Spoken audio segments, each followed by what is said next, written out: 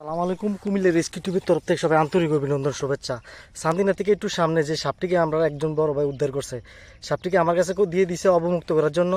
আমি আইসি একেবারে অন্তত 5 কিলোমিটার এরিয়াতে কোনো বাড়িঘর নাই, অনেক জঙ্গলে আইসি, এই সাপটি অবমুক্ত করে দিচ্ছি। সাপটির বাংলা নাম হচ্ছে পদ্ম গোকরা, ইংরেজি নাম হয়েছে মনোক্লেট কোবরা, আর বৈজ্ঞানিক নাম হচ্ছে নাজা কৈতিয়া। দেখেন, এই সাপটি আমি অবমুক্ত করে দিচ্ছি। আবার প্রকৃতি পরিবেশে এই বিশেষ ধরেন হাইলি নিউরোটক্সিন, দেখেন এই সাপের বিশেষ ধরনের হাইলি নিউরোটক্সিন। দেখেন, এই সাপটি আমি আবার ছেড়ে দিচ্ছি। এই দেখেন, সাপটিকে ছেড়ে দিচ্ছি এবার আমার প্রকৃতি পরিবেশে। দেখেন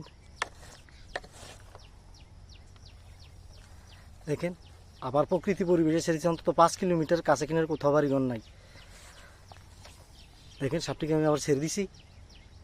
সান্দিনা থেকে একটু সামনে আমার এক বড় ভাই সাপটিকে আমাকে দিছে, ভাই সাপটিকে অবমুক্ত করে দিন।